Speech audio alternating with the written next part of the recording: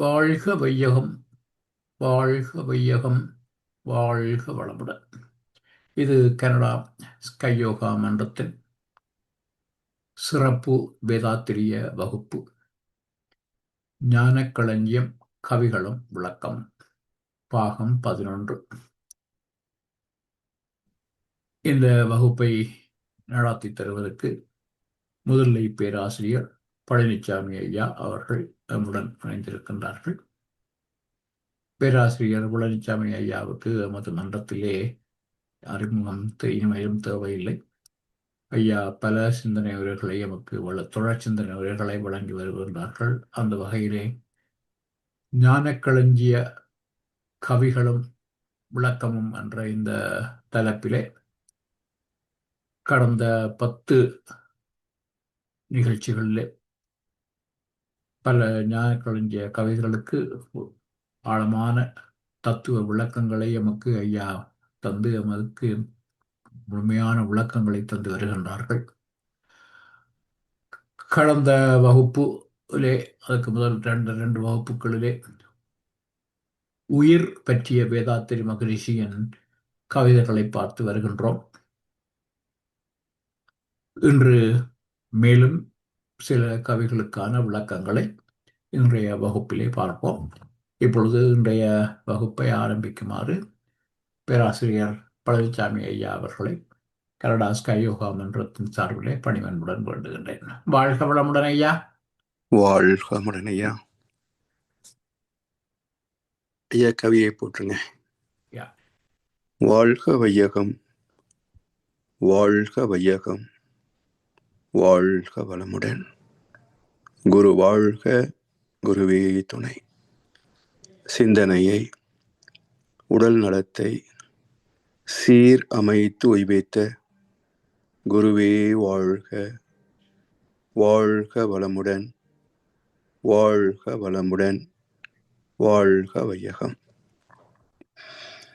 Canada sky yoga அறக்கட்டளையை சிறப்பாக நடத்தி வருகின்ற ஆன்மீக அன்புள்ளங்கள், குறிப்பாக பேராசிரியர் முனைவர் சிவசங்கர் ஐயா அவர்கள் மற்றும் இந்த நிகழ்ச்சியை தொடர்ந்து சிறப்பித்து வருகின்ற அன்பர்கள் அனைவருக்கும் அருட்தந்தை வேதாத்திரி மகர்ஷி அவர்கள் சார்பாக வாழ்க வளமுடன் என்ற வாழ்த்துக்களையும் எனது அன்பு கலந்த பணிவான வணக்கத்தையும் சமர்ப்பித்து ஞானக்களஞ்சியம் கவிதை தொகுப்பில்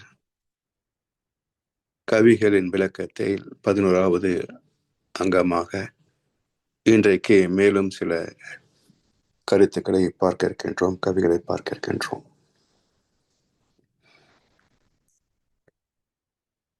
உயிரே படற்கையில் அறிவு என்ற தலைப்பில் உள்ள கவி, உயிர்நிலையை உற்று உற்று உள் உணர்ந்தும் ஒடுங்கி விரிந்து ஆராய்ந்து ஒத்து உணர்ந்தேன்.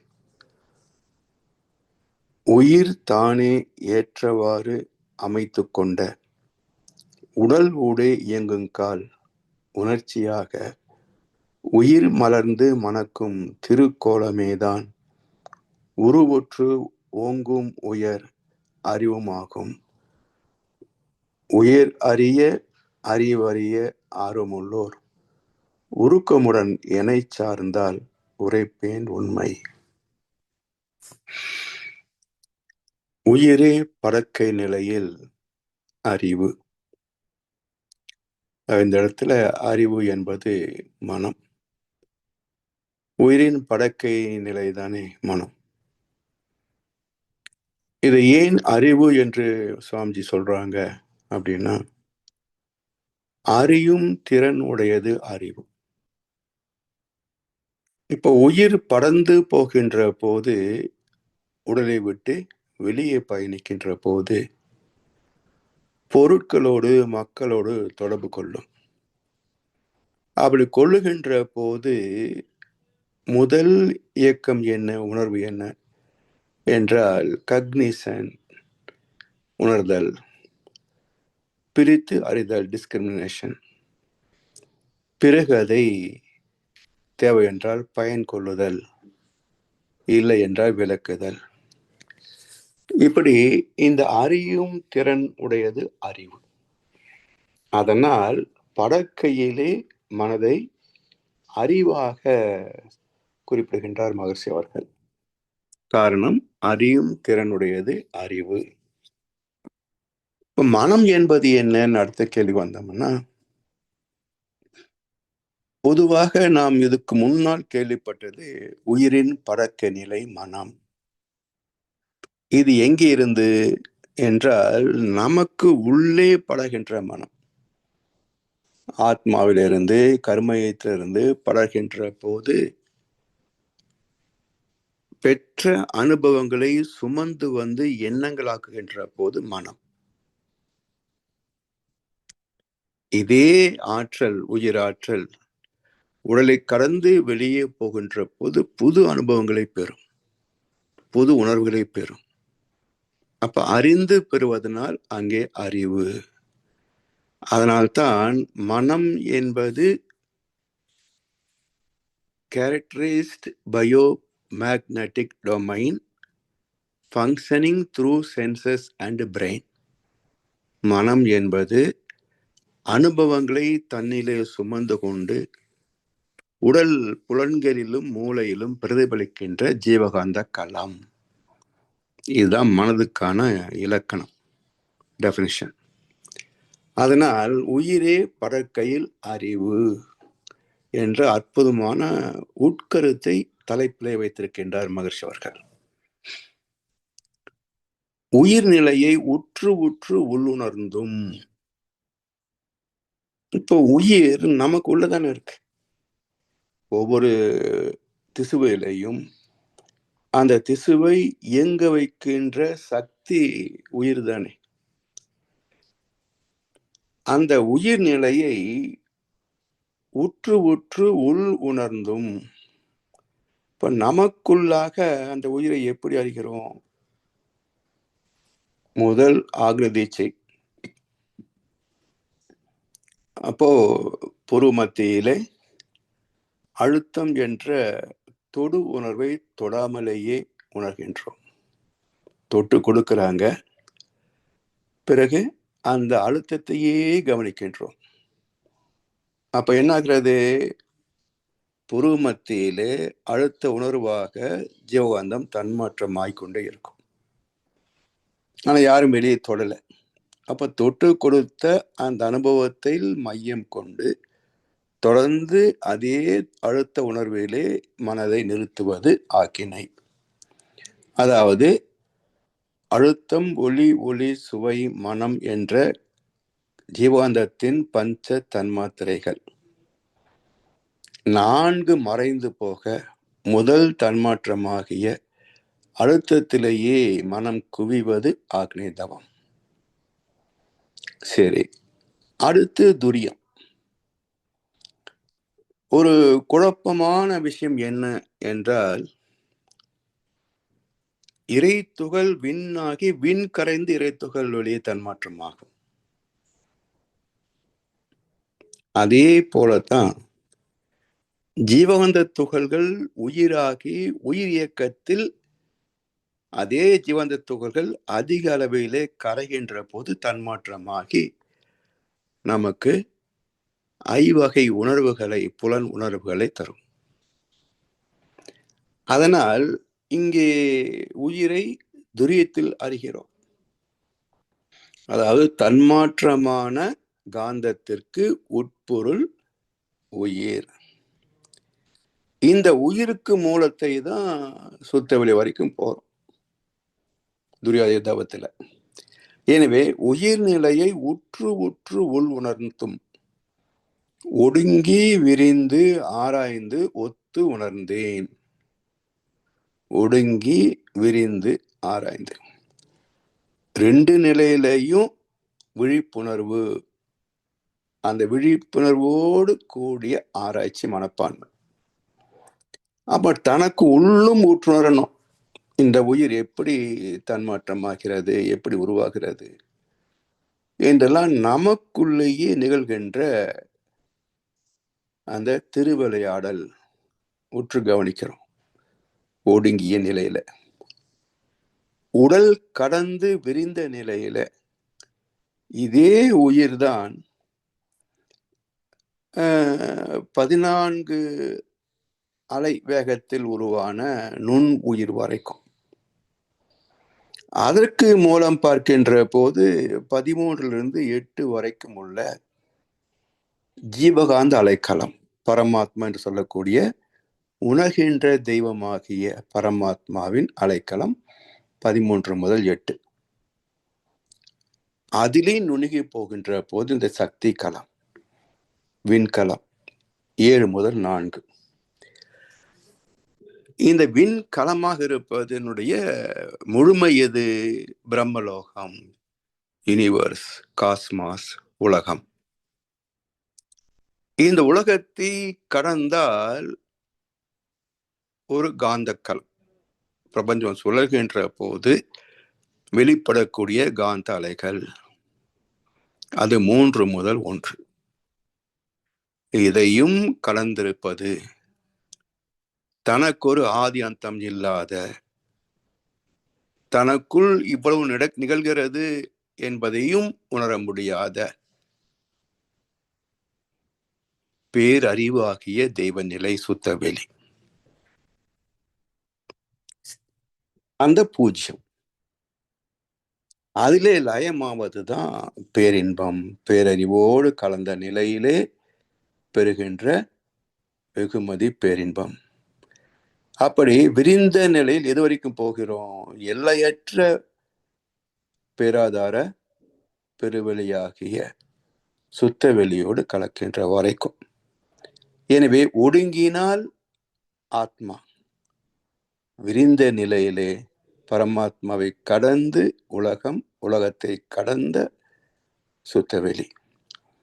இப்படி ஒடுங்கி விரிந்து ஆராய்ந்து ஒத்து உணர்ந்தேன். எப்படி ஒத்து உணர்வது? இப்ப நமக்குள்ள உயிர்னு சொல்லுகிறோம், இது உணர்கிறது. காரணம், இந்த உயிரிலிருந்து கரைகின்ற ஜீவகாந்தம். இந்த உயிருக்கு மூலமாகிய அதே ஜீவகாந்தம் உணரும், ஆனா தனக்கென்று பதிவுகளை ஏற்படுத்தி கொள்ளாத பரமாத்மா நிலை. அதையும் கடந்த இந்த பஞ்சபூத இயக்க களம், அதற்கும் உட்பொருளானது இறைத்துகள் காந்தம். அதற்கு மூலமானது அனைத்து இயக்கத்திற்கும் மூலப்பொருளாக உள்ளது இருப்பாகிய சுத்தவெளியாகிய ஆதி சிவமாகிய பரிசுத்த ஆவியாகிய அல்லாவாகிய இறைநிலை. இப்படி ஒடுங்கி விரிந்து ஆராய்ந்து ஒத்து உணர்ந்தேன். அப்படி ஒத்து உணர்கின்ற போதுதான் கிடைக்கின்ற தெளிவு என்ன? அத்வைத, எல்லாம் ஒரே பொருள் தான். ஆனா வேதங்களை பார்க்கின்றோம் துவைத்தம். ஏன் என்றால், பிறப்பு ஒக்கும் எல்லா உயிர்க்கும், சிறப்பு ஒவ்வா செய் தொழில் வேற்றுமையான். எல்லாவற்றுக்கும் மூலப்பொருள் என்றால் கடைசியில சுத்தவேன். ஆனா எனக்கு மூலம் என் தாய் தந்தை. இது போல அனைத்திற்கும் மூலப்பொருளானது இறைநிலை என்று உணர்கின்ற போது அத்வைதம். எனக்கு மூலம் தாய் தந்தை என்று பிரித்து பிரித்து பார்ப்பது துவைத்தம். அப்படி ஒத்து ஒத்து பார்க்கின்ற போதுதான் எல்லாம் ஒரே பொருள் தான், அத்வைதம் தான். ஆனாலும் சிறப்பு ஒவ்வா, ஒன்று போல் இன்னொன்று இல்லை. ஆயிரக்கணக்கான இலைகள் ஒரு மரத்தில் இருந்தாலும் ஒரு இலை போல் இன்னொரு இலை இருக்காது. 820 கோடிக்கும் அதிகமான மனித முகங்கள் இருந்தாலும் ஒரு முகம் போல் துல்லியமாக இன்னொரு முகம் இல்லை. அதை ஓஷோ அழகா சொல்லுவார், history repeats but nature never repeats.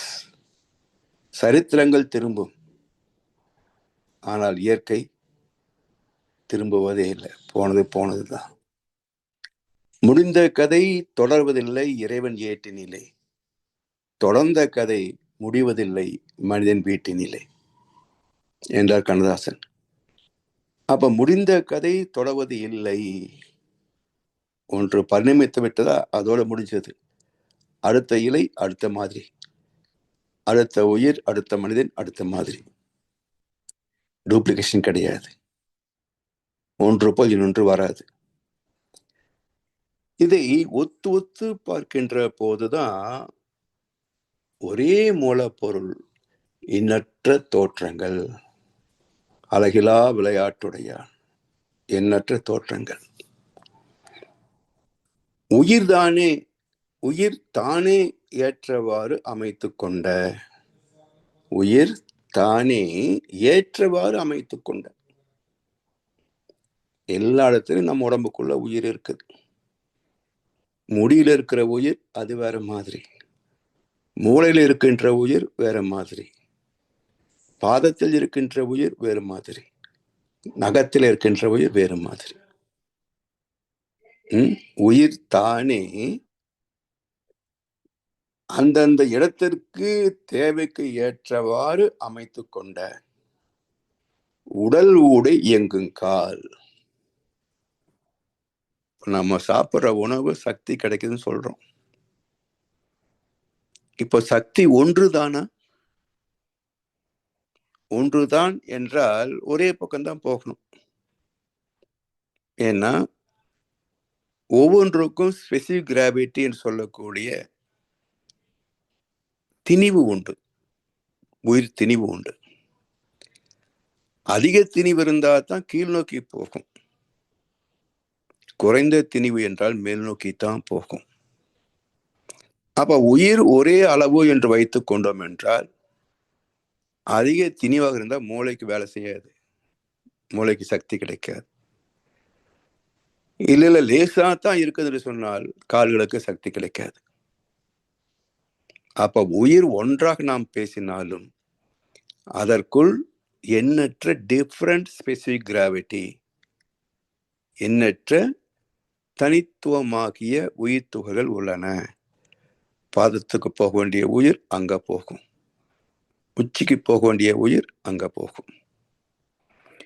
இப்படி உயிர் தானே ஏற்றவாறு அமைத்து கொண்ட உடல் ஊடை இயங்கும் கால். உயிர் தான் உடம்பை கட்டிக்கிச்சு, அதற்குள் இயங்குகின்ற போதும் அது அந்தந்த இடத்துக்கு போய் சேருவது மட்டுமல்ல, உணர்ச்சியாக தோல் மூலமாக பார்க்க முடியாது, ஸ்பரிசத்தை தான் உணர முடியும். கண்களால் தொட முடியுமா? ஒரு லேசான தூசு விழுந்தாலே கண் உறுத்தும். அப்ப அந்தந்த புலன்கள் அந்தந்த வேலையை மட்டும்தான் செய்யும். இதையும் சேர்த்து செஞ்சிரு என்று எந்த புலன் மீதும் இன்னொரு புலன் வேலையை திணிக்க முடியாது. இதே போலத்தான் ஒரு பொருளாதார நிபுணரை நீங்க பிரதம மந்திரி ஆக்குனீங்கன்னா அவருக்கு நிர்வாகம் தெரியாது. நிர்வாக திறமை உள்ளவரை ஒரு தொழிலாளினை இடத்துக்கு கொண்டு வந்தீங்கன்னா அந்த நிர்வாக திறமை வீணா போகும். அப்ப அந்தந்த இடத்துக்கு என்னென்ன தகுதி உள்ள மனிதன் தேவையோ, இன்னார் இதனை முடிக்கும் என்று ஆய்ந்து அதனை அவன் கண் விடல் மல்லூரியான் சொன்னார். திறமைகள் வேறு வேறு. எப்படி திறமைகள் வேறு வேறோ அதற்கு மூலம் இங்கே உயிர் துகள்களே வேறு வேறு, ஒரே துகள் அல்ல. காலுக்கு போற துகள் வேறு, மூளைக்கு போற துகள் வேறு, அதன் உணர்ச்சிகளும் வேறு வேறு. உடல் ஊடே இயங்குங்கால் உணர்ச்சியாக உயிர் மலர்ந்து மணக்கும் திருக்கோலமேதான். உயிர் மலர்ச்சி பெற்று மணக்கும் திருக்கோலமேதான் உருவுற்று ஓங்கும் உயர் அறிவுமாகும். மலர்மிசை ஏகினான். மலர் என்ற சொல் ஒரு இயக்கத்தின் முழுமை என்று அர்த்தம்.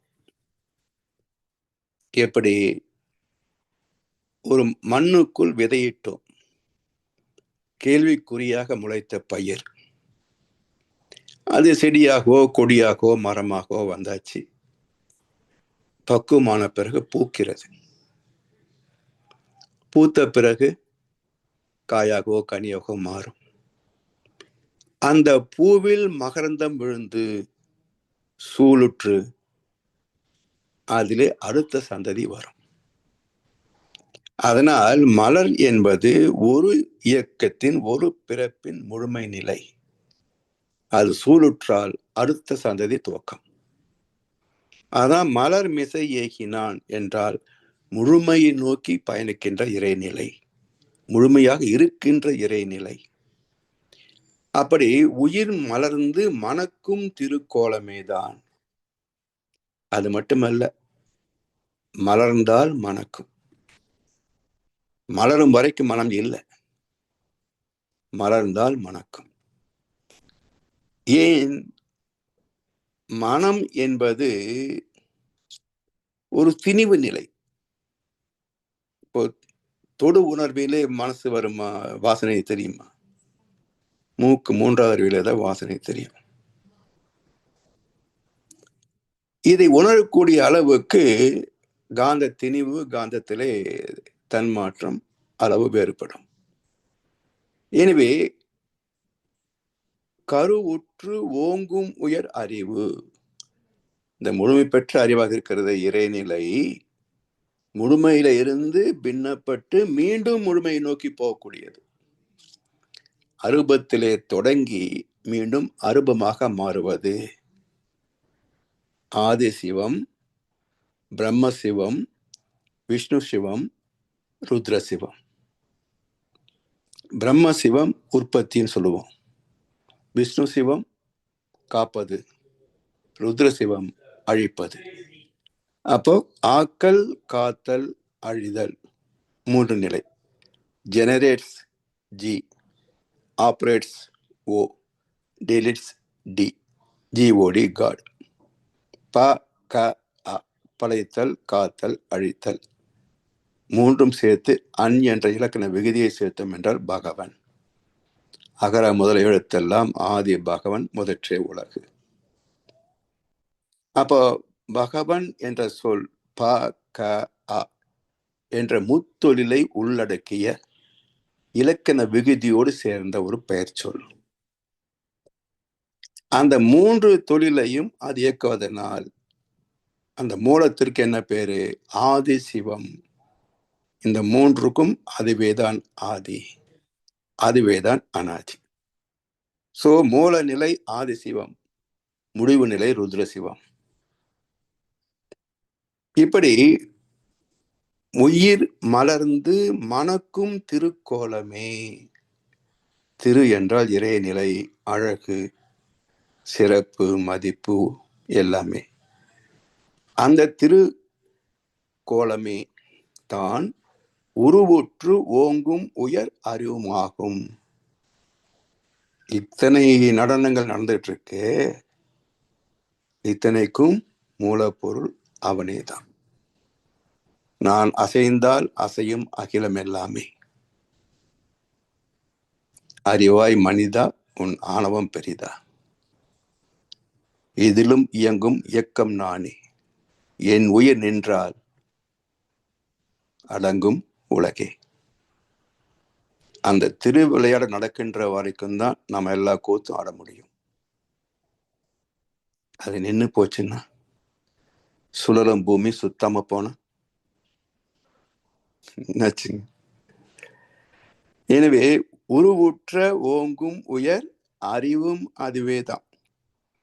உயிர் அறிய, அறிவறிய ஆர்வமுள்ளோர். உயிர் இருக்குன்னு சொல்றாங்களே, எங்க இருக்கு?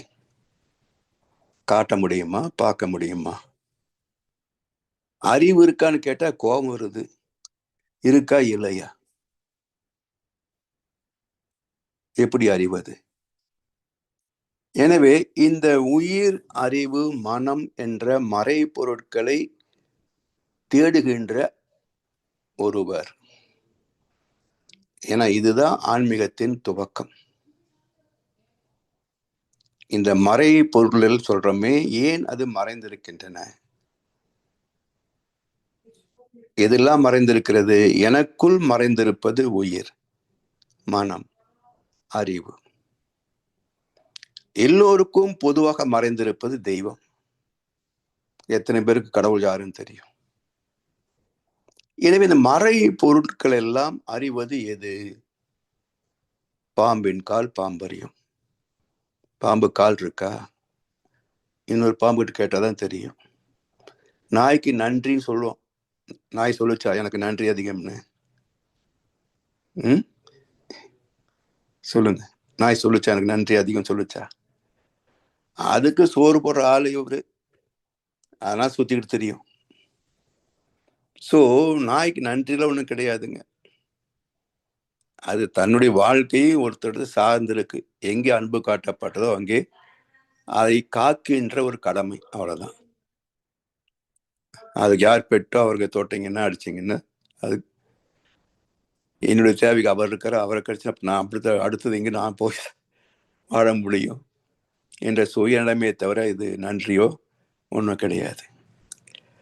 அது போல உயிர் அறிய அறிவறிய ஆர்வம் உள்ளோர் உருக்கமுடன் இணை சார்ந்தார்.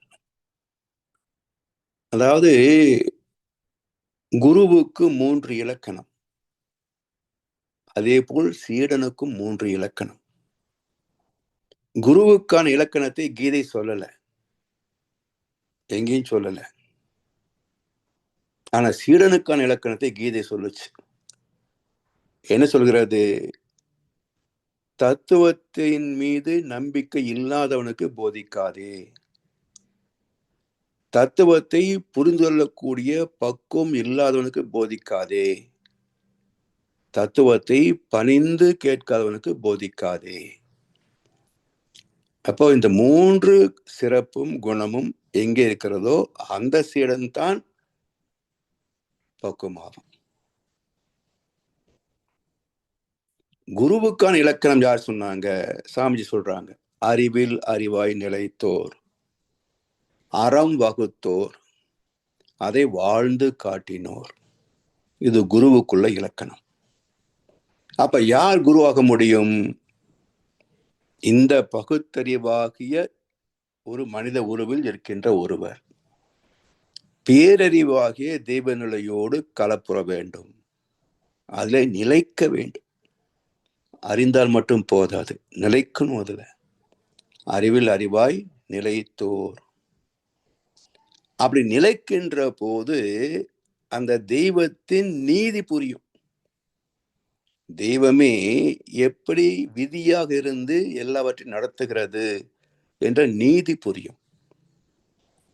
அந்த தெய்வ நீதிக்கு இணங்கி வாழ்கின்ற வாழ்க்கைக்கு பெயர்தான் தர்மம், தமிழ அறம். அந்த அறத்தை வலியுறுத்தக்கூடிய சிறப்பு யாரு? நீற்றார் பெருமை. பந்தம், பற்று, பாசம் எல்லாவற்றையும் கடந்தவரே எல்லாவற்றையும் கடந்த இறைவனோடு கலக்க முடியும். அப்படி கலந்தவரே அடுத்தவருக்கு வழிகாட்ட முடியும், தத்துவத்தை போதிக்க முடியும். ஆனால் நீற்றார் பெருமை என்று 3ஆம் அதிகாரத்தை வைத்து அவருடைய தொண்டு கடமை என்ன? அரண் வலியுறுத்தல் என்று 4வது அதிகாரத்தை வைத்து யாருக்கு சொல்றது? குடும்பத்தில் உள்ளவர்களுக்கு இல் வாழ்க்கை. குடும்பத்துக்கு ஆதாரம் வாழ்க்கை துணை நலம். இந்த தம்பதியின் சிறப்பு மக்கட்பேறு. மிச்ச அதிகாரம் எல்லாம் இந்த 7 அதிகாரத்துக்கான அவசிய கூறுகள் தான், வாழ்க்கை தேவைகள் தான். எனவே சீடனுக்குரிய பண்பு முக்கியமானது. உருக்கமுடன் இணை சார்ந்தால், குருவை மதித்து ஒழுகினாலும், எவரொருவர் குருவை மதித்து ஒழுகினாலும் தப்பாது குரு உயர்வு மதிப்போர் தம்மை தரத்தில் உயர்த்தி பிறவி பயனை நல்கும். குருவன்று யாருக்கும் கூட ஒண்ணாதே. சுப்ரீம் ஜட்ஜ்மெண்ட் கொடுத்தது திருமந்திரம். குருவன்று யாருக்கும் கூட ஒண்ணாதே. எனவே குரு மூலமாகத்தான் ஒருவர் ஞானத்தை தொட முடியுமே தவிர சுயம்புல அங்க கிடையாதுங்க. நானே பிறந்து நானே ஞானி ஆயிட்டேன், என்னை தோண்டி ஞானம் கண்டேன்னு எல்லாம் யாரும் சொல்ல முடியாது. குரு மூலமாகத்தான் எப்படி தோன்றதுன்னு டெக்னிக் தெரியும்.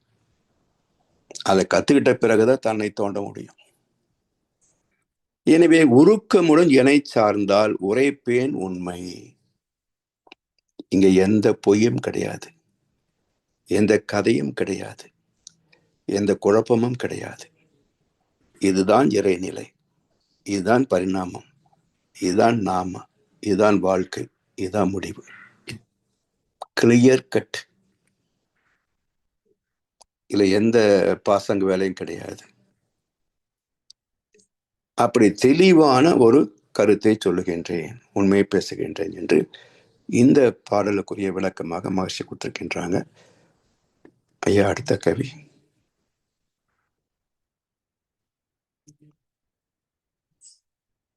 இறந்த பின் உயிருக்கு பிறவி இல்லை. இது என்றைக்கு உலகம் புரிந்து கொள்ளுமோ தெரியல. பல பேருடைய பிழைப்பே இதுலதான் ஓடிக்கிட்டு இருக்கு. பல பேர் வசதியான வாழ்க்கை வாழ்வதற்கு இந்த பயம்தான் காரணம். இறந்த பிறகு உயிருக்கு மறுபிறவி உண்டா? எதுக்கு சொன்னாங்க சொர்க்கலோகம் நரகலோகம்? இறந்த பிறகு நீ சொர்க்கத்துக்கு போகணுமா நரகத்துக்கு போகணுமா? அங்க என்னெல்லாம் இருக்கும் சிந்தித்து பார்ப்பதே கிடையாது. மத நூல்களை ஆழ்ந்து படிப்பதும் கிடையாது. இது எல்லா மதத்தவருக்கும் பொதுவான கருத்து தான். பைபிள்ல ஒரு அன்பன் செத்து போறாரு, மேல போறாரு. அங்கே அவரை நரகத்துல போட்டுறாங்க. அவருக்கு ஐயோ, நான் ஒரு தப்பும் பண்ணல, எனக்கு நரகத்துல போடுறீங்களே. தப்பு பண்ணலையா? இதெல்லாம் என்ன? அடுத்தவன் சுரண்டினது, அடுத்தவன் திட்டுனது, அடுத்தவன் சொத்தை புடுங்கினது, அடுத்தவன் உழைப்பை சுரண்டியது, இதெல்லாம் என்ன கணக்கு? ஐயா, இதெல்லாம் பாவமா? நாங்க இப்படிதான் வாழ்ந்துட்டு இருக்கிறோம். நாங்க ஏமாத்துறதுக்கு பயப்படுறதே கிடையாது, ஏமாத்து போன வெக்கப்படுறது கிடையாது. சாமர்த்தியம் இருந்தா பொழைச்சுக்கொண்டது எங்க பிரின்சிபிள். இப்படிதான் எல்லாம் வாழ்ந்துட்டு இருக்கிறாங்க. அவங்களும் வருவாங்க, இங்கதான் போடுவேன். ஐயோ வேண்டாம், கொஞ்சம் எனக்கு டைம் கொடுத்தீங்கன்னா நான் போய் சொல்லிட்டு வந்துடுறேன். இதெல்லாம் பைபிள் இருக்கு. இது மாதிரி நரகத்துல வந்துருவீங்கடா, கொஞ்சம் ஒழுங்கா இருங்கடா, நான் சொல்லிட்டு வந்துடுறேன். அவர் சொல்றாரு, அதற்காகத்தான் தீர்க்க தரிசிகளை அனுப்புகிறோம். சரி, அவங்க சொன்னீங்க கேட்டீங்களா? சரி, இங்க வந்தவங்க யாரும் திரும்பி போக முடியாது. அப்ப அவர் சொல்றாரு, சரி நான் தான் திரும்பி போக முடியாது, நீங்க போய் சொல்லிட்டு வந்துடுங்களேன்.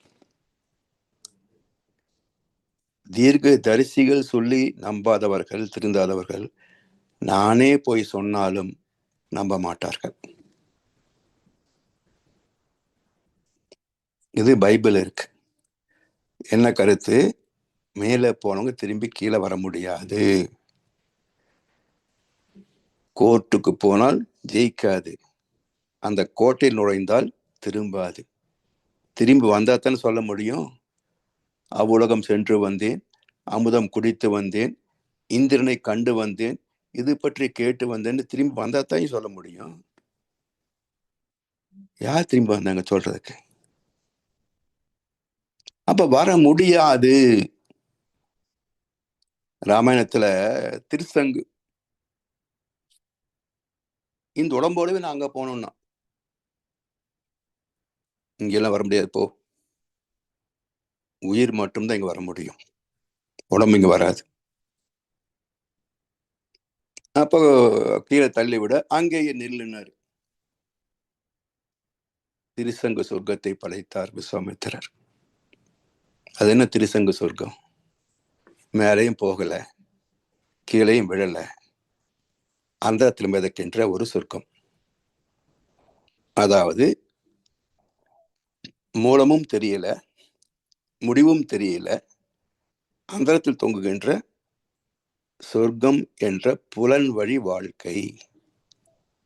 அப்ப திருசங்கு சொர்க்கம் எது? இந்த பூமி தான். யாரு திருசங்கு? இங்க வாழ்கின்ற எல்லோருமே திருசங்கு தான். ஏன்னா இவன் அங்கேயும் போக முடியல, இங்கேயும் இருக்க முடியல, நடுவில் தொங்கிட்டு இருக்கிறான்.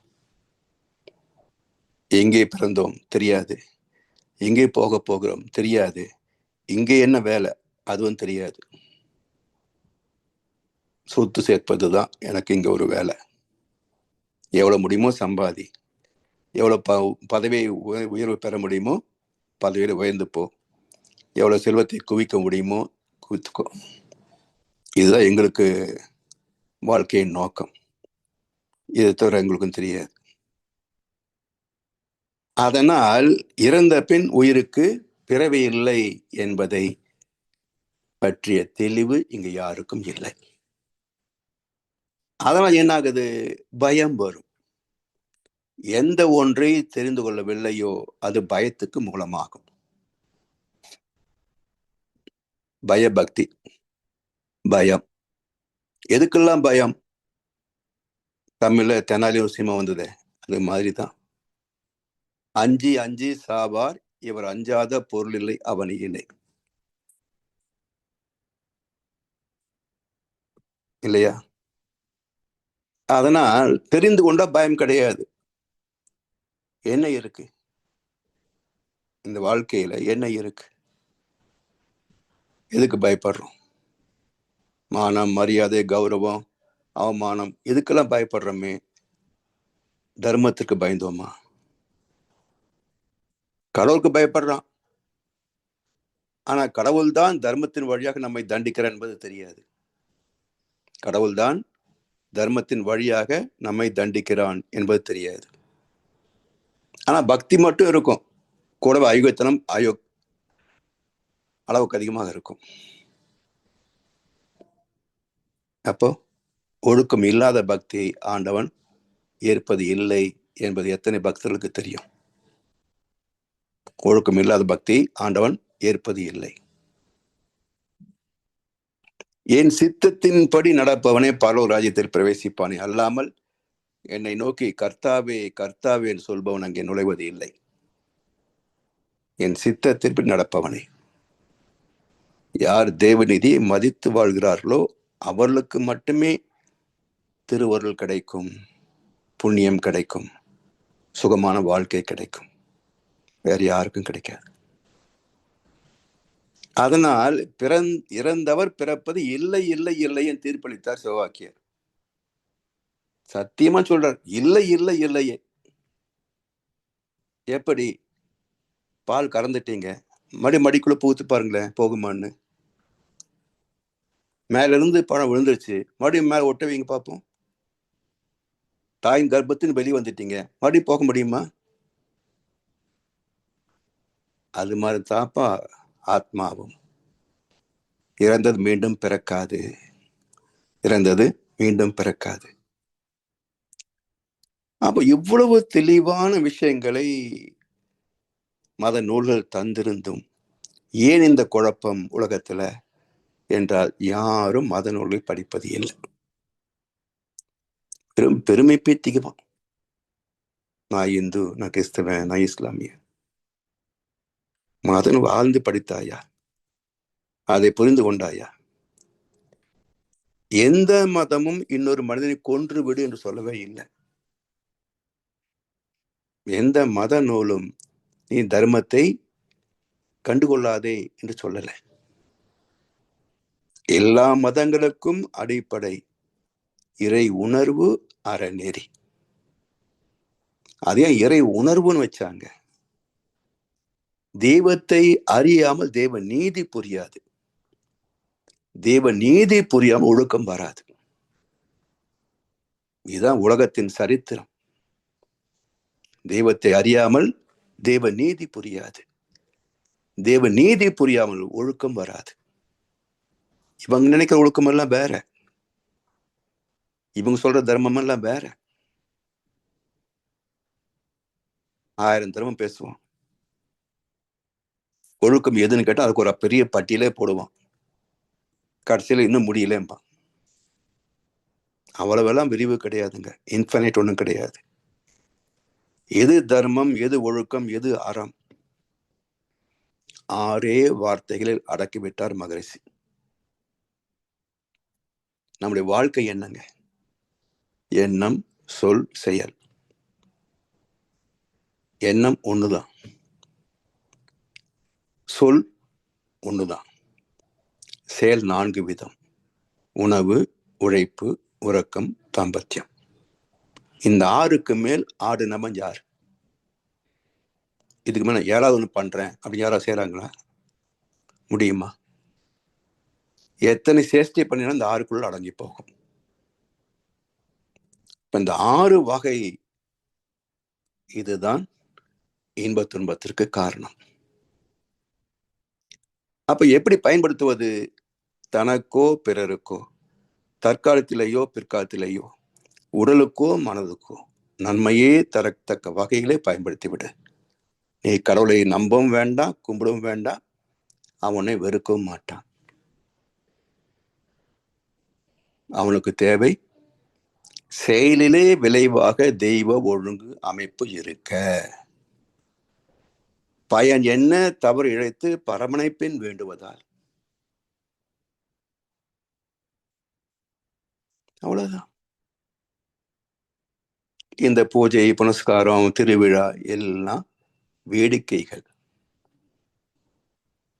வெறும் வேடிக்கைகள். இதற்கும் ஆன்மீகத்திற்கும் சம்பந்தமே கிடையாது. இதற்கும் தர்மத்துக்கும் சம்பந்தமே கிடையாது.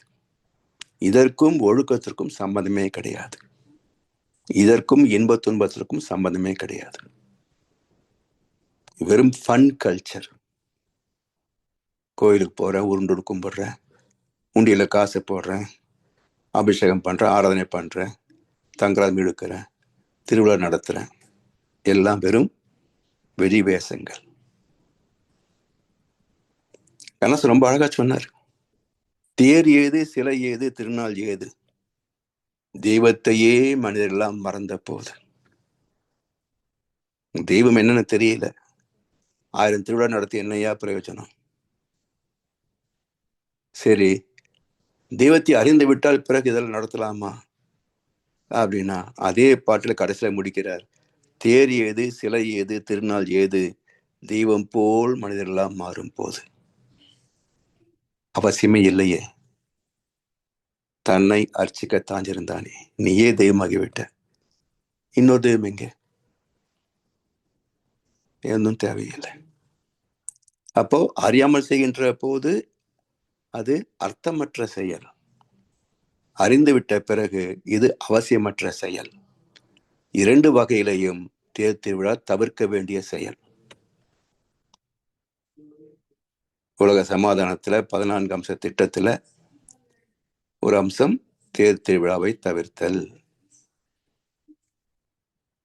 அதனால் இந்த உயிரை பற்றிய பயம், இறை நீதியை பற்றிய பயம் விதிதான். எனவே இதை தெளிவாக விளங்கிக் கொள்வது எப்படி? இறந்த பின் உயிருக்கு பிறவி இல்லை, மீண்டும் இங்க பிறக்க முடியாது. எப்படி? உயிர் உடலை விட்ட பின்னர் உடம்புக்குள்ள ஒரு இயக்கம் இருக்கு. எத்தனை தூரம் முயற்சி பண்ண பார்க்குமோ அது வரைக்கும் உடம்பே சர்வைவல் தான் பார்க்கும், உயிர் வாழத்தான் பார்க்கும்.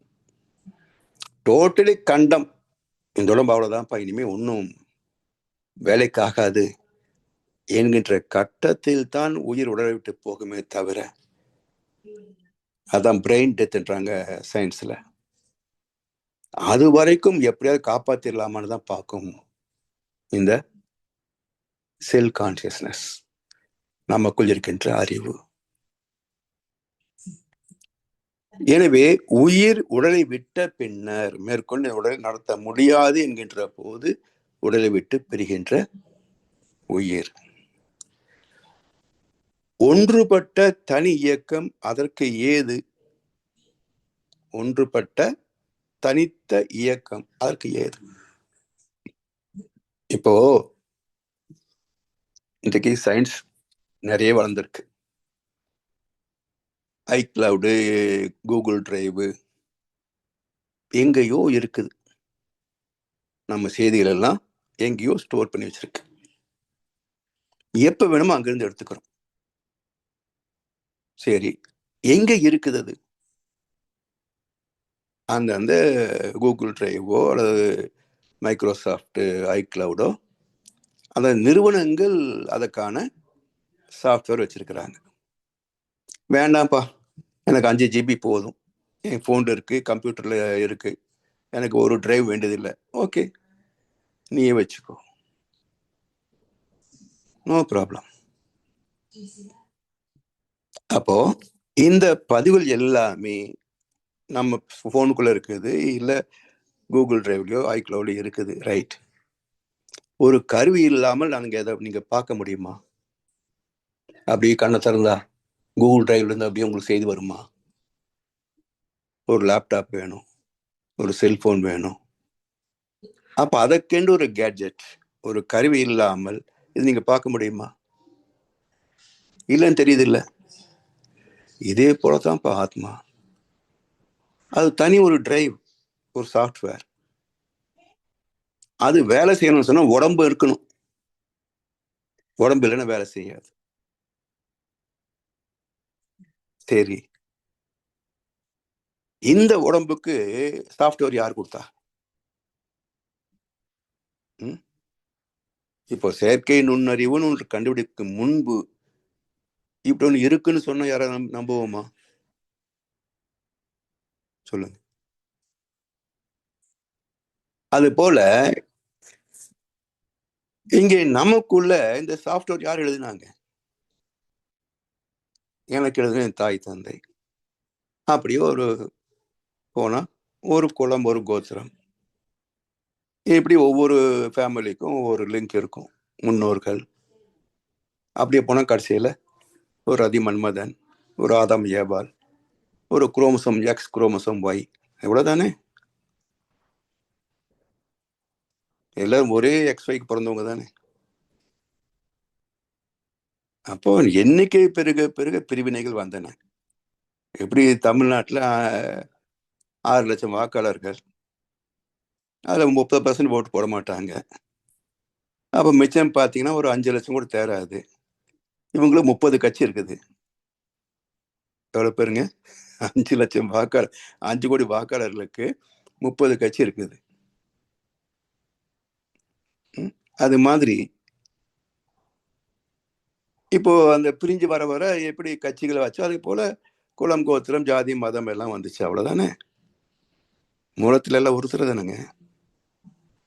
ஒரே ஆதாம் யாவாருக்கு பிறந்தவங்க தானே எல்லாருமே. ஒரே ரதி மன்மதனுக்கு பிறந்தவங்க தானே. ஒரு குரோமோசோம் எக்ஸ் ஒய்க்கு பிறந்தவங்க தானே. ஸோ என்ன பேரும் வச்சுக்கோங்க, ரதி மன்மதன் வச்சுக்கோங்க, எக்ஸ் ஒய் வச்சுக்கோங்க, ஆதாம் யாவல் வச்சுக்கோங்க. சம் ஆண் உயிர், ஒரு பெண் உயிர், அவ்வளவுதானே. அதான் எல்லாமாக வந்திருக்கு. எனவே இந்த உயிர் என்பது எங்க பிறந்தது? எல்லாம் பஞ்சபதம் வந்ததுக்கு அப்புறம் தான் உயிரே வந்தது. நுண் உயிராக வந்து ஒவ்வொருடைய அனுபவத்துல சுமந்து கொண்டு வந்த போது genetic centre plus experiences equal to soul. ஜீவாந்த கருமையம், அதனோடு அனுபவங்கள் கலந்த நிலை ஆத்மா. ஜீவாந்த கருமையம் பார்க்க முடியாது, அனுபவங்கள் அதுல கேரக்டரைஸ்ட் பார்க்க முடியாது. எப்படி பருப்புக்கு மையமாக இருக்கின்ற விதையை பார்க்க முடியாதோ, நாம் பார்க்கின்ற எல்லா விதைகளும் பருப்பு, அதுக்குள்ள மையத்தில் இருப்பதுதான் விதை. பருப்பு உடைச்சங்க விதையை பார்க்க முடியாது. அவரை விதை உடைங்க 2 பருப்பா மாறும். விதை எங்க? இல்லையா? அதனால் அருவமாகிய ஆத்மா, உயிரே அனுபவங்களை கலந்த நிலை ஆத்மா. அப்பா அம்மா உயிர் சேர்கின்ற போது முதலில் எது உருவாகிறது? தந்தை தாய் ஈர் உயிரும் ஒன்று சேர்ந்து தழைத்து ஒரு உடலாகி உலகில் வந்தோம். எது உள்ள போய் சேர்ந்தது? ஒரு எக்ஸ் குரோமோசோம், ஒரு ஒய் குரோமோசோம், ஒரு கருமுட்டை. எக்ஸ் எக்ஸ் சேர்ந்தா ஆண் பிள்ளை, பெண் பிள்ளை. எக்ஸ் ஒய் சேர்ந்தா பெண் பிள்ளை தானே? அப்ப எது உருவாச்சு? ஆத்மாதான் உடலாக முதலில் கருவாகிறது ஆத்மாதான். காந்த கருவுடல், காசல் பாடி, காரண உடல், ஜீவகாந்த உடல், அதுதான் முதல்ல உருவாகும். அதுல உள்ள பதிவுகளுக்கு ஏற்ற மாதிரி தாய் நாதம் என்ற காந்தாற்றலை ஈர்த்து ஈர்த்து ஈர்த்து தன்வசப்படுத்தி தழைத்து ஒரு உடலாகி உலகில் வந்தோம். இவ்வளவுதான் நம்முடைய பிறப்பு. இது வாழ்கின்ற காலத்தில் இன்னொரு பெண்ணோடவோ ஆணோடவோ சேர்ந்து இன்னொரு சந்ததி உருவாக்குகிறது. வித்து வழிதான் பிறப்புங்க. வித்து வழிதான் பிறப்பு. அது மட்டும் இல்லை, ஒரு உயிருடைய ஜீன் ஸ்பெசிபிக் கிராவிட்டி இன்னொரு உயிருக்கு பொருந்தாது. ஒரு 5 அறிவு விலங்கிலிருந்து மனிதன் உருவாக்க முடியும்னு நினைக்கிறீங்களா? அதாவது இந்த உயிரை பற்றி பேசுற போது இந்த அரைவேக்காட்டு சொற்பொழிவாளர் இருக்காங்க பாருங்க. அப்படி நானும் ஒரு நிகழ்ச்சிக்கு போன சொன்னார், எந்த கழுத பூனைக்கெல்லாம் ஞானம் வந்து விடுகிறதோ, மனுஷனுக்கே ஞானம் வரல, அவர் சொல்ற கழுத பூனைக்கெல்லாம் ஞானம் வந்துடுமா, அது அடுத்த பிறப்பில் மனிதனாக பிறக்கும்.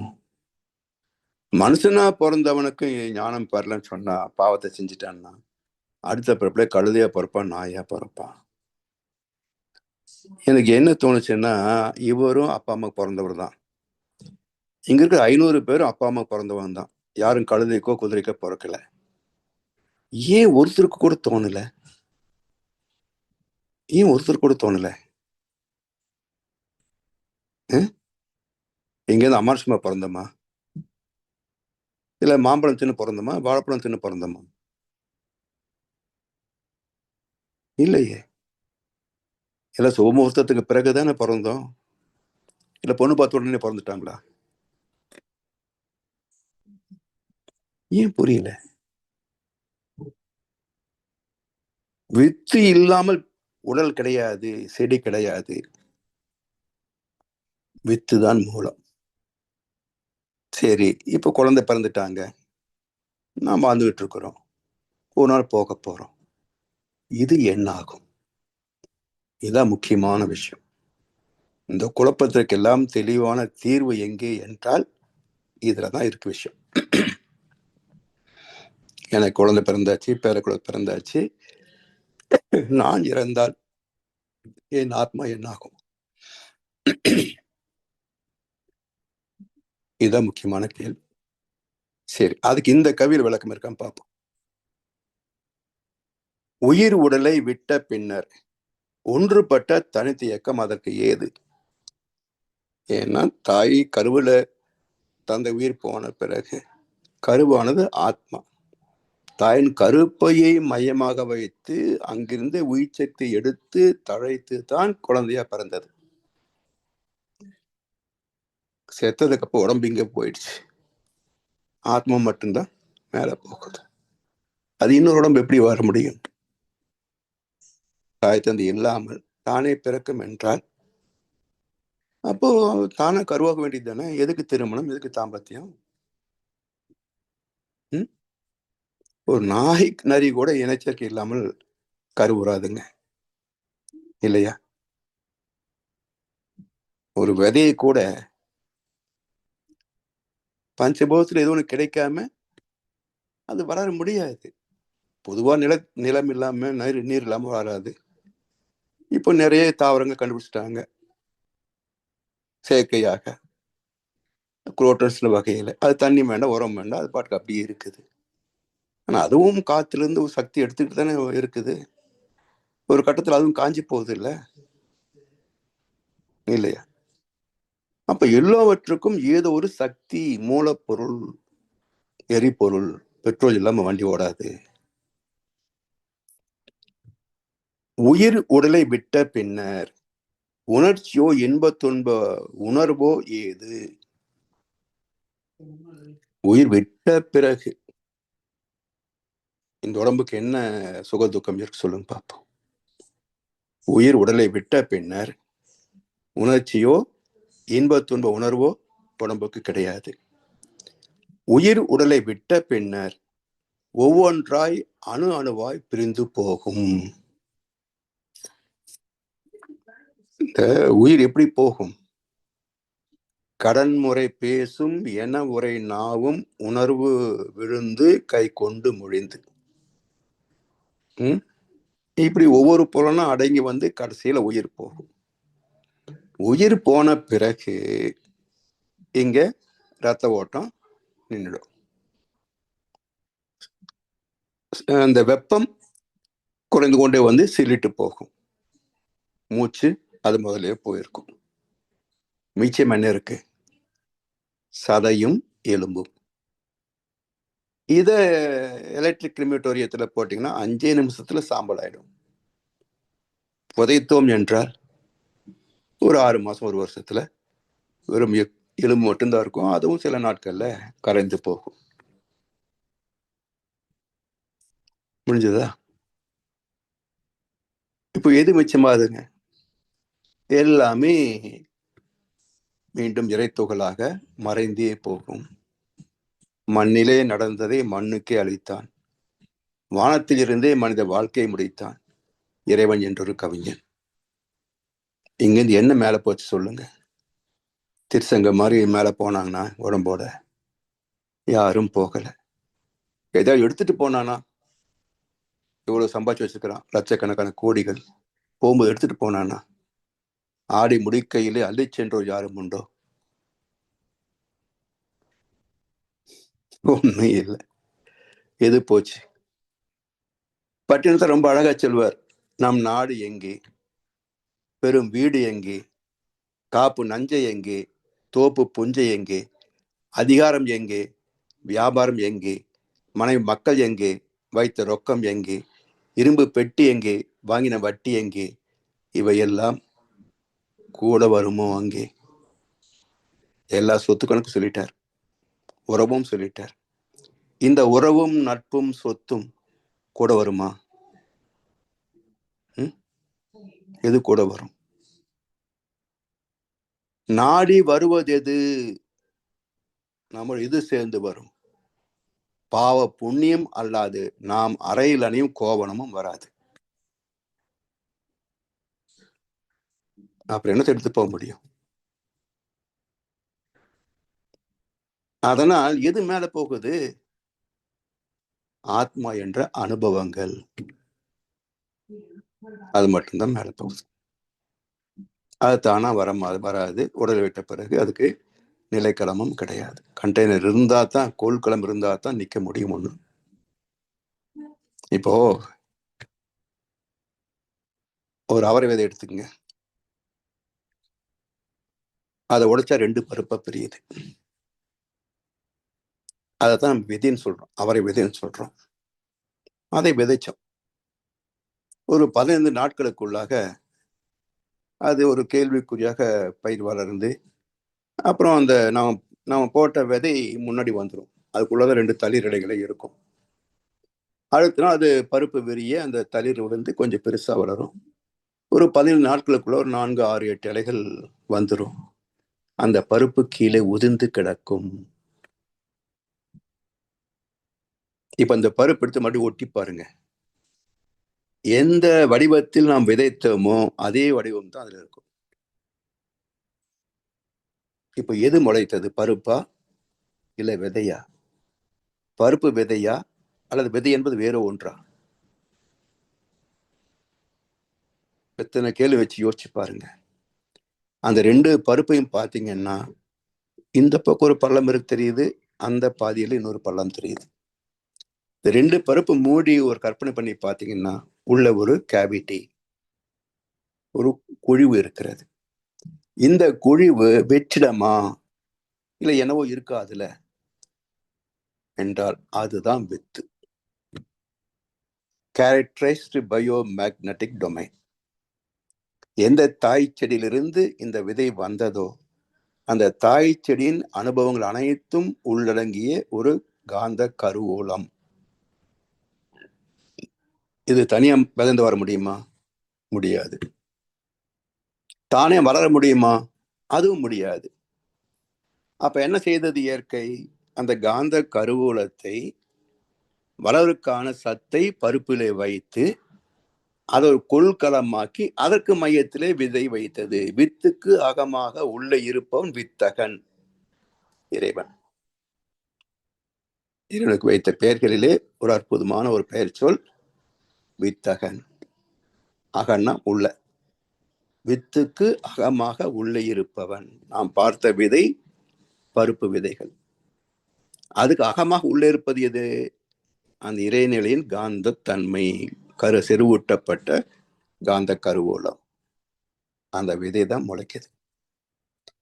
இப்போ அந்த பருப்பு விதைக்காமல் உடைத்து டெஸ்ட் பண்ணுங்க, என்னெல்லாம் கெமிக்கல் அதுல இருக்குன்னு டெஸ்ட் பண்ணுங்க. அந்த வளர்ந்து உதிர்ந்து பாருங்க, அந்த உதிர்ந்த 2 பருப்பையும் டெஸ்ட் பண்ணி பாருங்க. இரண்டிலையும் ஒப்பிட்டு பார்த்தீர்கள் என்றால் சில ரசாயனங்கள் அதுல இருக்காது. அந்த ரசாயனங்கள் இந்த செடியிலே கலந்திருக்கும். இதெல்லாம் சயின்ஸ் தான். அதனால் வித்து இல்லாமல் விதை தனியா நிக்காது. விதை இல்லாமல் வித்து தனியா நிக்காது. ஒரு கொள்கலம் வேண்டும். நீங்க தண்ணிய அப்படியே வச்சுக்க முடியுமா? பாத்திரம் இல்லாம சொல்லுங்க. கடல் தான். ஆனா மண் பகுதி இல்லைன்னா கடல் எப்படி நிற்கும்? நீர் குளமாகத்தான் இருந்தது முதல்ல. மண் வருவதற்கு முன்பு இந்த பூமி உருண்டையே நீர் குளம் தானே. அதனால் உயிர் விட்ட பின்னர் ஒவ்வொன்றாய் அணு அணுவாய் பிரிந்து போகும். உயிர் உடலை விட்ட பின்னர் உயிருக்கு பிறவி தொடரே இல்லை. சரி, இந்த இறந்த பிறகு என்னாகும் என்பது வேறொரு கவி இருக்கும். சாலோக்கியம், சாரோபியம், சாமீபியம், சாய்ச்சியம் என்ற 4 நிலைகள் பற்றி இருக்கும். அது அடுத்த கவி இருந்தால் அதை பார்க்கலாம். வாழ்வமுடன் இன்றைக்கு இந்த 2 கவியின் விளக்கத்தோடு வாய்ப்பளித்தனருக்கும் செவிமடுத்தனருக்கும் நன்றி பாராட்டி இந்த உரையை நிறைவு செய்கின்றோம். வாழ்க வளமுடன், வாழ்க வளமுடன், வாழ்க வையகம். வாழ்க வளமுடன். நன்றிகள் ஐயா. வாழ்க வளமுடன் ஐயா. சிறப்பு. 2 கவிதைகள் தெளிவான விளக்கம் கற்றிருக்கின்றோம்.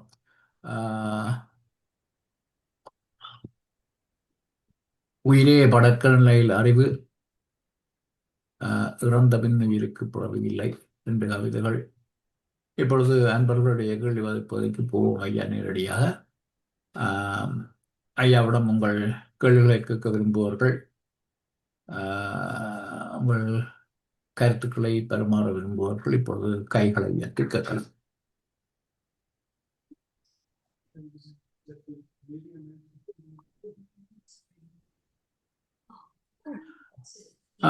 ஐயா, இந்த முதற் கவிதையில பார்த்த முதற் கவிதையில எனக்கு ஒரு வரி அதை கொஞ்சம் பூரணமாக விளங்கவில்லை. அதுல அந்த முதற் கவிதையில போட்டிருக்கிறேன், கடைசியில இருந்த 3வது வரி உருவுற்று ஓங்கும் அறிவுமா. அது இருக்கா திரும்பி விளங்கப்படுத்துங்களா ஐயா? அதாவது உயிர் மறந்து மணக்கும் திருக்கோலமேதான் உரு உற்று ஓங்கும் உயர் அறிவுமாகும். இப்போ அந்த உணர்ச்சிகளாக இருக்கிறது இல்லையா, அந்த உணர்ச்சியாக இருக்கின்ற காந்த ஜீவகாந்த துகள்களே தான் தந்தை உடலிலிருந்து தாய் உடலுக்கு போய் அது கருவாகி உருவாகி வெளியே வருகிறது இல்லையா. அப்ப அதுவேதான் உருவாகி உரு உற்று ஓங்கும் உயர் அறிவுமாகும். அந்த எண்டை இணைத்து வைத்ததும் அறிவுதான். உருவான காந்த உடலை அந்த பதிவுகளுக்கு ஏற்ப அங்கங்க அந்த துகள்களை உயிர் துகள்கள் எல்லாம் சேர்த்து சேர்த்து சேர்த்து தழைத்து அதை உடலாக பிரசரிக்க வைத்ததும் அறிவு தான். வாழ்கின்ற வரைக்கும் அறிவு பல படித்தளங்களிலே செயல்படுகிறது. ஒருவேளை ஆன்மீகத்துக்கு வந்துவிட்டால் இந்த அறிவே தனிஞ்சிருக்கின்ற பகுத்தறிவே எல்லோருக்குள்ளும் இருக்கிறது. தொகுத்தறிவு அதுவேதான் இந்த உலகமாக இருக்கிறது. முற்றறிவு அதுவேதான் அனைத்துக்கும் மூலமாக இருக்கிறது. பேரறிவு என்று அந்த உயர் அறிவு பேரறிவே தான் நான், அறிவே நான், அறிவே தெய்வம், நானும் தெய்வத்தின் ஒரு பிம்பமாக வாழ்கிறேன். என்னை சூழ்ந்திருக்கின்ற அனைத்தும் இறைநிலையின் பிம்பங்களே என்ற உணர்வு. அதான் ஒரு உற்று ஓங்கும் உயர் அறிவுமாகும். அப்ப இதெல்லாம் தெரிஞ்சுக்கணும்னா உயிர் அறிய அறிவறிய ஆர்வம் இருந்தால் அறிவு திருக்கோயில் வரணும். நன்றி ஐயா. நன்றி ஐயா. அடுத்து ராதாமா.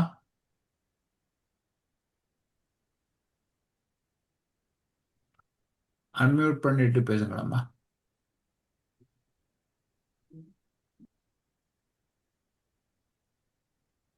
வாழ்க வளமுடன். வாழ்க வளமுடன் ஐயா, வாழ்க வளமுடன். நீங்க பேசிட்டு இருக்கும்போது ஒரு தாட் ப்ராசஸ் வந்தது.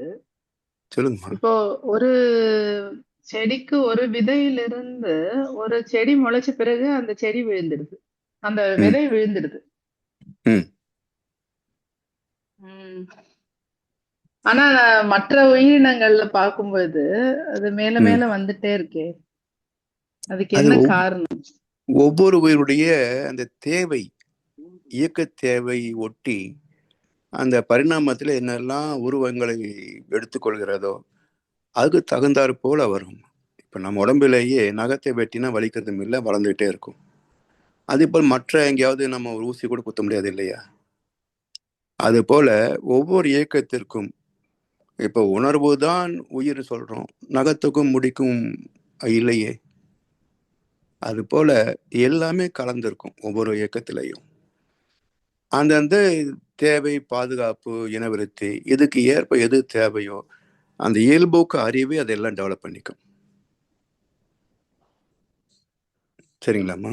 அதாவது அந்த ஒரு விதையிலிருந்து ஒரு செடி தான் வருது, ஆமா அந்த செடி பல விதைகளை கொடுக்குது. ஓகே, அதுதான். இப்போ ஒரு மரம் அப்படிங்கறத நம்ம நம்மளுடைய ஒரு உடல் மாதிரி வச்சுக்கலாம், அப்படிதானே? ஆமா அப்போ ஒரு மரம் பல காய்கள் விதைகளை கொடுக்கிற மாதிரி ஒரு உடல் பல இதை கொடுக்குது. So, ஒரு 27 ஸ்பெர்ம் குழந்தைகளை வந்து உருவாக்கலாம்.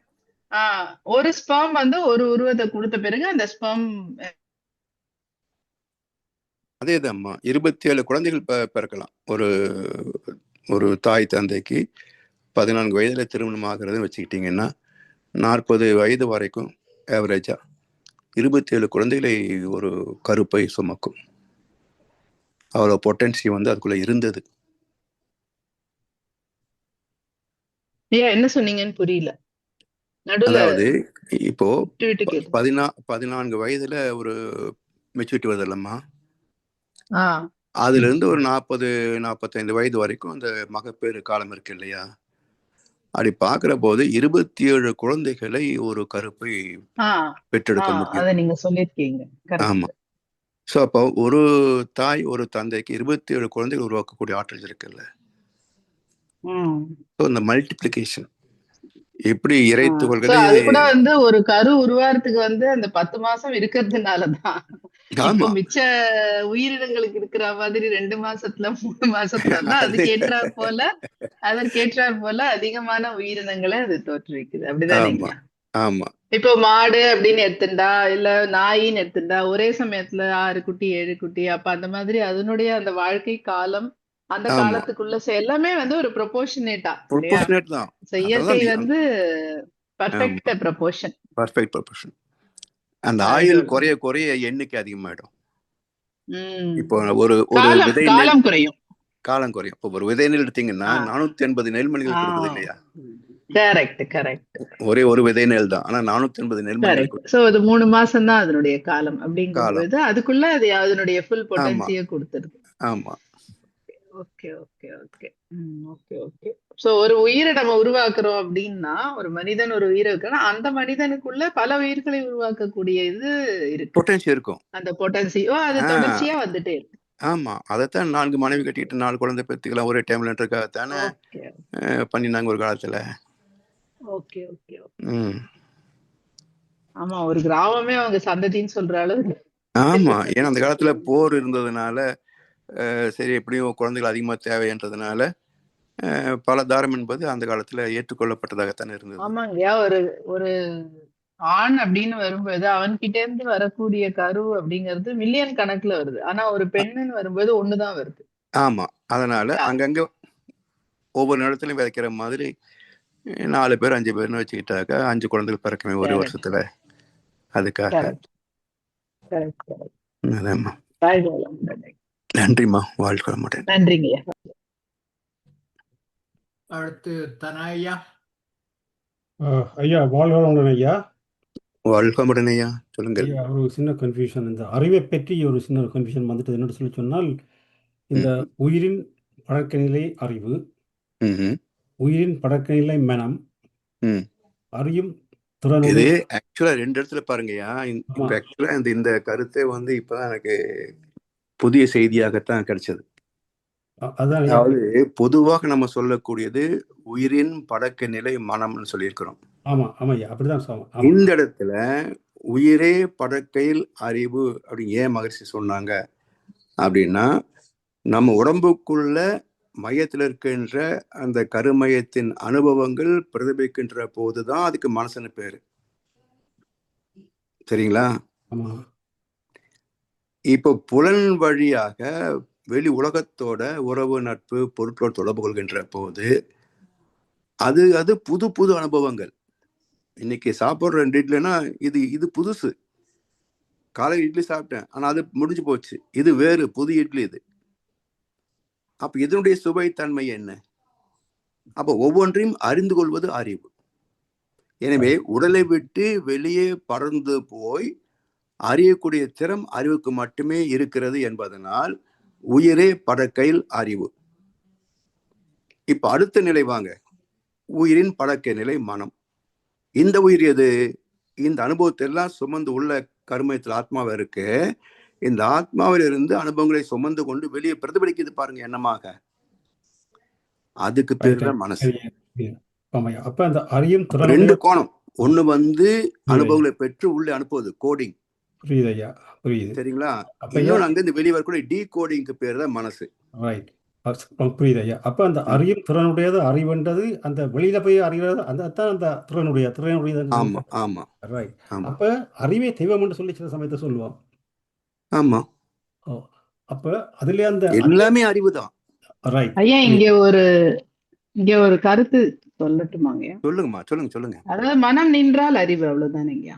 மனம் ஆழ்ந்த நின்றால் அறிவு. உயிரின் படற்கை நிலை நின்றது இல்லையா?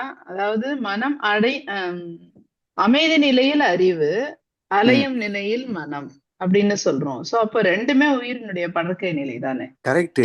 ஆனா இந்த இடத்துலமா இப்ப பொதுவா நாம சொன்னது வந்து உயிரின் படக்க நிலை மனம் தான் பேசியிருக்கிறோம் இல்லைங்களா? இப்ப இந்த கவியில மட்டும் உயிரின் படக்கையில் அறிவுன்றார். அப்ப 2 கோணம் வருது. எதை படக்கையில அறிவுன்னு எடுத்துக்கிறது, எதை படக்கையில மனம்னு எடுத்துக்கிறது, இந்த டிஸ்டிங்ஷன் வருது. உடம்பை விட்டு வெளியே போய் புதிய அனுபவங்களை பெறுகின்ற உணர்தல் திறமுடைய அறிவு. அப்ப உடலை விட்டு வெளியே போனால் அதுக்கு மனம்னு பேர் கிடையாது, அறிவுன்னு பேர். சரிங்களா? இந்த அனுபவங்கள் எல்லாம் உள்ள பதிந்து ஆத்மாவாயிடுது இல்லையா? ஆத்மாவிலிருந்து இந்த பதிவுகளை பிரதிபலித்து நமக்கு எண்ணத்தை தோற்றுவிக்கிறது இல்லையா? அந்த ரிப்பல்சிவ் ஃபோர்ஸுக்கு தான் மனம்னு பேர். அது என்ன? அதுவும் உடல் முழுவதும் பரவி அந்த எண்ணத்திற்கு ஏற்ற செயலை தூண்டுகிறது இல்லையா? ஒன்று உடம்பை விட்டு வெளியே அது அறிவு, உடம்புக்கு உள்ள மனசு. அதாவது ஐயா, பதிவிலிருந்து பிரதிபலிப்பதெல்லாம் மனம். எல்லாமே அறிவுதான். ஆமாய்யா. அதாவது ஐயா வெளியில போய் புதிய அனுபவங்களை கொண்டு வரும்பொழுது புதிதாக அறிகின்ற Right. போது பறந்து That's போய் right. அறிவதனால் அது உயிரின் பழக்க நிலை அறிவு. அந்த- அப்படி அறிந்ததை நினைவுபடுத்துகின்ற போது, பிரதிபலிக்கின்ற போது நமக்குள் புரிஞ்சுதுய்யா. அந்த புலன்களை தாக்குகின்ற நிலை மனம். ரைட் ஐயா, புரிஞ்சுது ஐயா, புரிஞ்சுது. அற்புதமான கிளாரிபிகேஷன். நல்ல அருமை ஐயா, இப்போ புரிஞ்சுது ஐயா. ஐயா ஐயா அந்த இன்னொரு தரப்பு இதுக்கு முதல் பார்த்த கவிதை இருக்கு ஐயா, உயிரினுடைய ஆற்றலே அறிவண்டு. ஆமா, அறிவேதான் உயிர். அறிவேதான் உயிர். அறிவே அறிகின்ற போது அறிவுன்னு சொல்றோம். எல்லாமே அறிவுதான். அறிவே இயக்கத்தில் வந்து இயக்கமே நின்று போகின்ற போது அறிவாக மாறுகிறது. அதாவது பேசிக் யூனிட் உயிர், பல இயக்க நிலையில அதுக்கு வேற வேற பேர்கள். அவ்வளவுதான்மா, அவ்வளவுதான். அந்த உயிருக்கும் பேஸ் வந்து அறிவு தான்.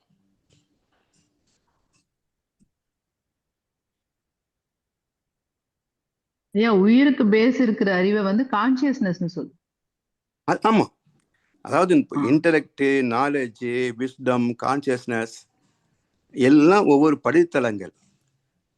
பேசிக் எடுத்தீங்கன்னா கான்சியஸ்னஸ் தான் பேரறிவு. அந்த உணர்கின்ற திறம் போயிடுச்சுன்னா கான்சியஸ் போயிடுச்சுன்னு நம்ம சொல்றோம் இல்லையா? இல்லைங்களாம்மா? உடம்புல ஒன்று புரிந்து கொள்ளக்கூடிய அறிவுலாம் வச்சுக்கோங்க, கான்சியஸ் போயிடுச்சு, மயக்கமாயிட்டா சொல்றோம் இல்லையா? அப்ப அறியும் திறன், அதான் கான்சியஸ்னஸ். அறிவு அறியும் திறனுடையது. அந்த அறிவின் நிலைப்பாடுகள், பல விஷயம் கத்துக்கிற போது நாலேஜ், அதை சீர்தூக்கி பார்க்கிற போது இன்டெலெக்ட், அதுல உள்ளுணர்வு அறிவு பெறுகின்ற போது இன்ட்யூஷன், ஞானம் பெறுகின்ற போது விஸ்டம். அப்ப படித்தளங்கள், இது எல்லாமே அறிவின் படித்தளங்கள். உயிரினுடைய டிஃப்ரெண்ட் ஃப்ரீக்வன்சிஸ். அதேதாம்மா.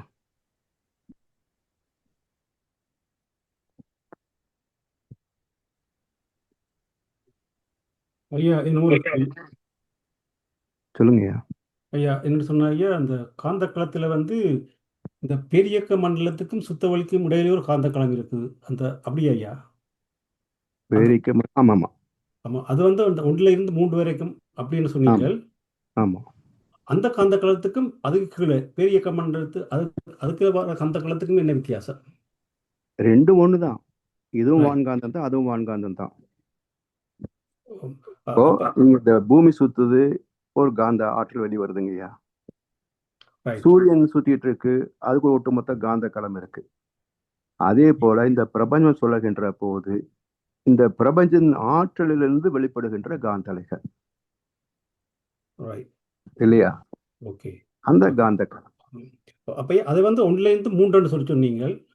ஆமா, காந்தம் எங்கே வந்தாலும் 3 to 1, ஜீவாந்தம் 8 to 40 வரைக்கும் என்னாலும் பியூர் ஜீவாந்தம் வந்து 8 to 13. சரியா, சரியா. Okay, okay. Characterisation 14 to 40. சரி, வழங்குது ஐயா, வழங்குது. நன்றி ஐயா. நன்றி ஐயா.